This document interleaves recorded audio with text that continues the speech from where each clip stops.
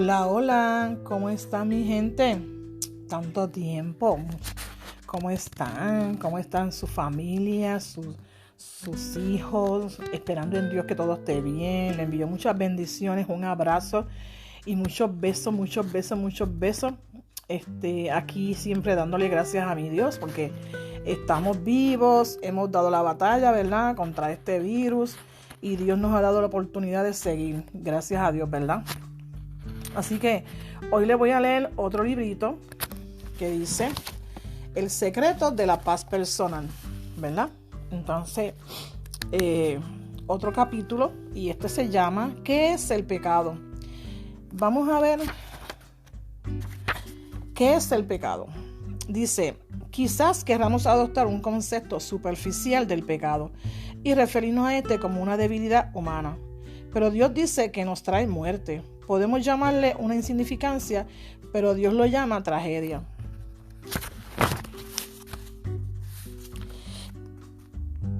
Pero Dios tiene que convencernos del pecado y quiere salvarnos de él. El pecado no es un juguete divertido, es un terror que se debe rechazar. Así que debemos aprender lo que el pecado es ante los ojos de Dios.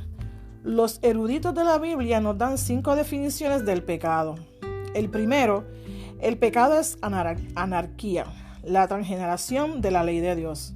La Biblia dice, todo aquel que comete pecado infringe también la ley, pues el pecado es infracción de la ley. Y lo puede buscar en 1 de Juan, versículo 3 al 4. Es porque hemos quebrantado la ley y los mandamientos de Dios que somos culpables del pecado. Segundo, la Biblia describe el pecado como iniquidad. La iniquidad es desviarse de lo que es correcto. La iniquidad incluye nuestras motivaciones internas, las mismas cosas que con tanta frecuencia tratamos de ocultar de otras personas y de Dios.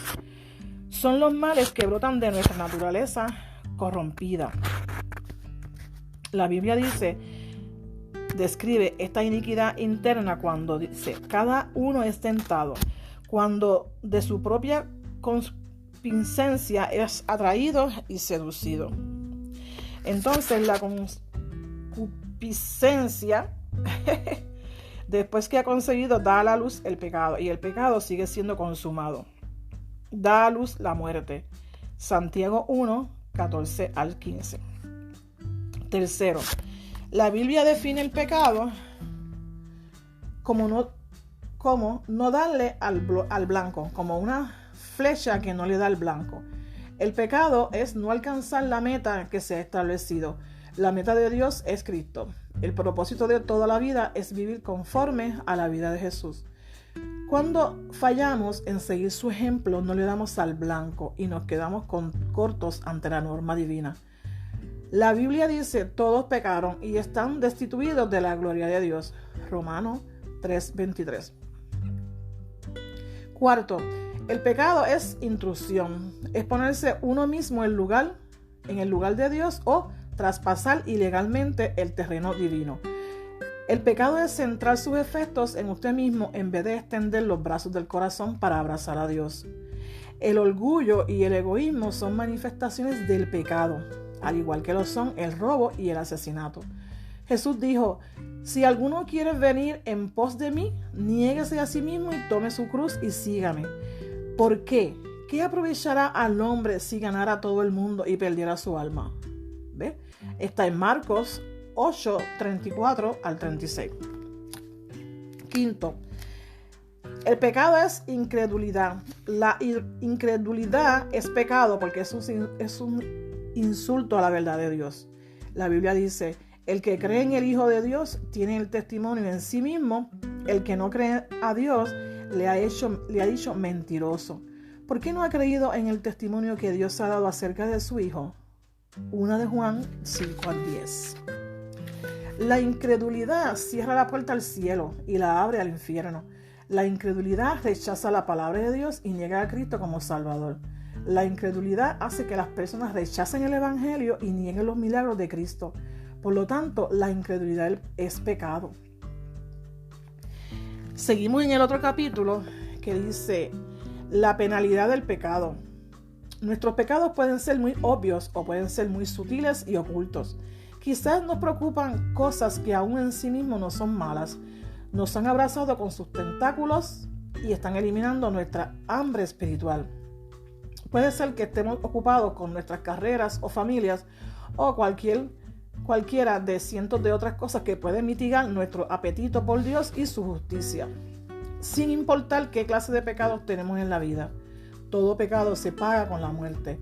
Tristemente, ninguno de nosotros puede evitarlo ni arrancarse del corazón la corrupción del pecado.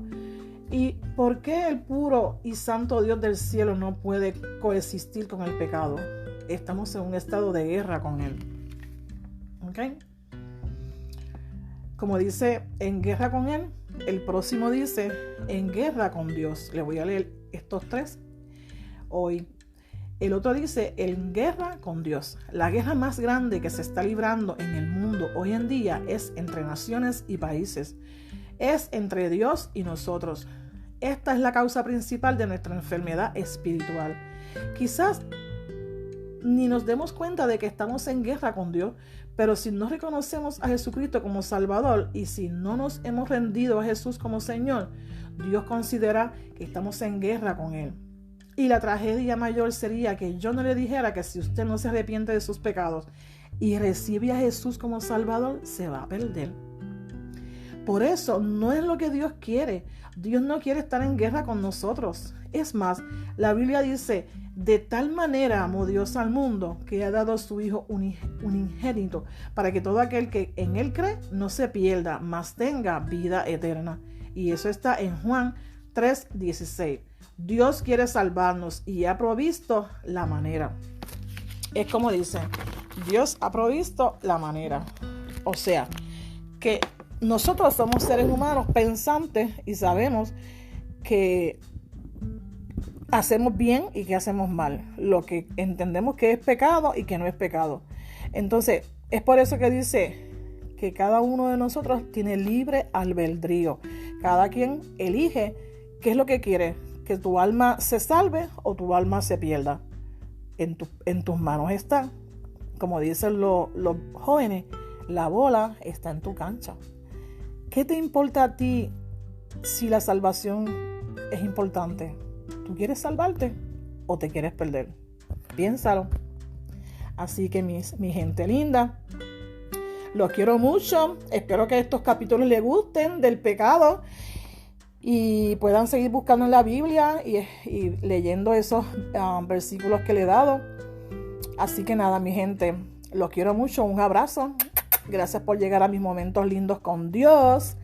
1000 bendiciones y un abrazo. Cuídense.